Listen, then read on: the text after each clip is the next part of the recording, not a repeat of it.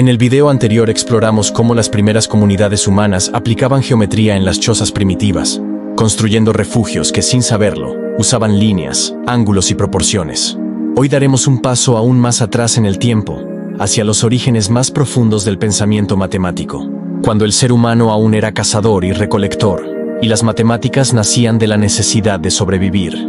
¿Alguna vez te has preguntado cómo lograban nuestros antepasados cazar sin brújula, sin cronómetros y sin ecuaciones? En aquellos tiempos remotos, calcular no era un juego intelectual, era una cuestión de supervivencia. Quien medía mejor, cazaba más.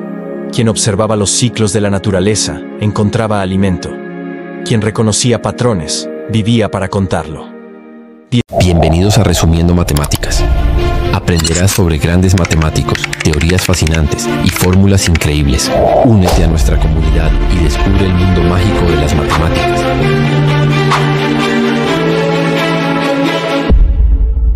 Hace más de 30.000 años, en pleno Paleolítico Superior, los humanos nómadas dependían por completo de su capacidad para observar, comparar, estimar y prever. No tenían números escritos, pero su mente era un laboratorio de cálculo natural. El historiador Carl B. Boyer escribió que la necesidad fue la madre del número. Y tenía razón. Contar surgió de la necesidad de registrar lo que ocurría a su alrededor. Los cazadores marcaban en huesos o piedras cada animal cazado, cada luna observada, cada día de viaje. Esas muescas eran los primeros signos del pensamiento cuantitativo. Dos hallazgos extraordinarios lo confirman. El hueso de Lebombo, hallado en Sudáfrica y datado en unos 43.000 años, y el hueso de Ishango, descubierto en el África Central y con unos 22.000 años de antigüedad. Ambos tienen líneas talladas que muestran agrupaciones de conteos, posiblemente relacionados con ciclos lunares o con la caza. Podríamos decir que son los primeros cuadernos de matemáticas de la humanidad. Pero las matemáticas no estaban solo en los objetos, sino en la acción misma.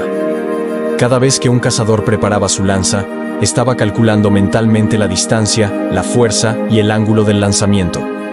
Sin fórmulas, aplicaba la relación que hoy expresamos como d/v/xt, donde la distancia depende de la velocidad y el tiempo. Cada cacería era, sin saberlo, una lección práctica de física y geometría. El antropólogo George Sarton, considerado uno de los padres de la historia de la ciencia, llamó a esta forma de razonamiento matemática empírica. Una matemática nacida de la práctica, del ensayo y del error. Los cazadores observaban las huellas de los animales, el rumbo del viento y las sombras del sol. A partir de esas observaciones, elaboraban estrategias, medían con el cuerpo, un paso, una mano, una lanza, y generaban unidades naturales de medida. Así nacieron las primeras proporciones y los primeros sistemas de referencia. Las mujeres recolectoras también desarrollaron una inteligencia matemática sorprendente. Clasificaban frutos por tamaño, color y madurez. Calculaban cuánta comida debía guardarse para el viaje. Y observaban la relación entre las lluvias, las fases lunares y la abundancia de plantas. Era una forma de estadística natural, basada en frecuencias y correlaciones. La matemática no era un saber abstracto, era una herramienta cotidiana. Como señaló Maurice Klein siglos después, las primeras matemáticas fueron el lenguaje del instinto organizado. En el cerebro humano, el lóbulo parietal comenzó a especializarse en la percepción del espacio y la forma. Los antropólogos Ian Tattersall y Clive Gamble destacan que ese cambio biológico permitió el pensamiento geométrico. Imaginar trayectorias, visualizar distancias, reconocer simetrías. Un cazador que anticipaba el movimiento de su presa, o un recolector que recordaba la ubicación de un árbol frutal, estaba usando una memoria espacial compleja. Así nació la geometría mental, siglos antes de que Euclides la transformara en teoría. La vida en comunidad también generó nuevas necesidades matemáticas. Después de una cacería exitosa, había que repartir la carne. Si una familia era más numerosa, recibía una porción mayor. Si un miembro no participó, recibía menos. Allí surgieron las nociones de división, fracción y proporcionalidad, fundamentos del cálculo y la justicia social. Estas operaciones se realizaban de forma intuitiva, pero seguían una lógica, la de la igualdad y la equidad. Los primeros calendarios también nacieron en ese contexto. Las fases de la luna marcaban los tiempos de caza y recolección. Contar las lunas significaba planificar el futuro. Saber cuándo migrar, cuándo plantar, cuándo volver. El hueso de Ishango, con sus series de 29 y 30 marcas, se considera el primer calendario lunar conocido. Era la matemática del tiempo, una mezcla de astronomía y observación diaria. Las cuevas de Lascaux y Chauvet, en Francia, guardan más que arte. Sus agrupaciones de puntos y figuras podrían ser registros numéricos o mapas primitivos. Cada punto representaría un animal cazado, una jornada recorrida o un día transcurrido. Algunos arqueólogos ven en esos dibujos los antecedentes de la notación simbólica. Eran, en esencia, las primeras gráficas estadísticas de la humanidad. Las matemáticas también estaban presentes en el movimiento del grupo. Caminar largas distancias requería orientación, contar pasos, reconocer puntos de referencia, estimar tiempos. Los cazadores medían el terreno usando su cuerpo como unidad: el paso, el brazo, el codo.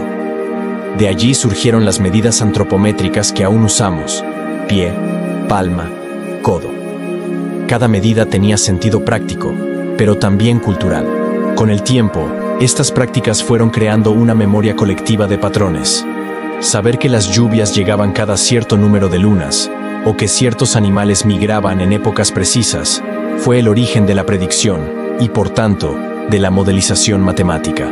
Las matemáticas se convirtieron en una forma de entender la naturaleza, de anticipar lo que vendría, de reducir la incertidumbre. El pensamiento lógico, que hoy usamos en ecuaciones o programas de computadora, nació de la necesidad de sobrevivir en un mundo impredecible. En muchas comunidades primitivas, los nudos y las cuerdas se convirtieron en herramientas para contar. El sistema de cuerdas anudadas, parecido a los quipus andinos, servía para registrar cantidades o eventos. Cada nudo era una unidad, cada color un tipo de objeto. Este lenguaje de cuerdas fue una forma tangible de aritmética concreta.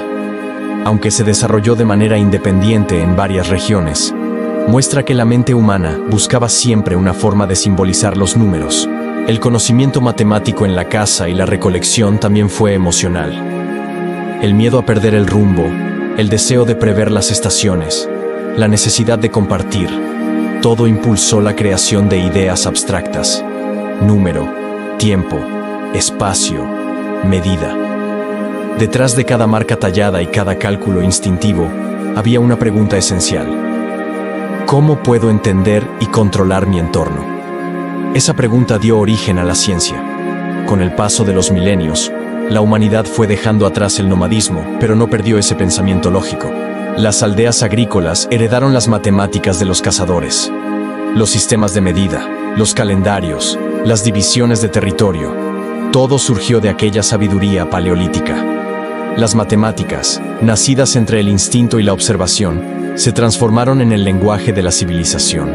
Las matemáticas no aparecieron de la nada, crecieron junto a nosotros. Cada cacería fue una lección de física, cada recolección un ejercicio de estadística, cada reparto de comida una clase de proporciones. En la oscuridad de una cueva, alguien hizo la primera cuenta de la historia, y con ella comenzó el largo camino del conocimiento. Hoy, cuando resolvemos ecuaciones o diseñamos tecnologías, seguimos siendo herederos de aquellos primeros matemáticos anónimos. Ellos no conocían el número cero, ni el álgebra, ni los teoremas, pero comprendieron la esencia, que todo en la naturaleza tiene un orden, una secuencia, una medida. Las matemáticas nacieron del asombro ante el mundo y del deseo de sobrevivir en él. Y ese espíritu sigue vivo cada vez que alguien, en cualquier parte del planeta, intenta entender un problema. Gracias por ver el video. En el próximo capítulo descubriremos cómo aquellas primeras comunidades comenzaron a usar nudos y cuerdas como sistemas de registro, el paso siguiente hacia la escritura matemática y la contabilidad primitiva. Suscríbete, dale like y comparte para seguir aprendiendo más con Washi de Perú y resumiendo matemáticas.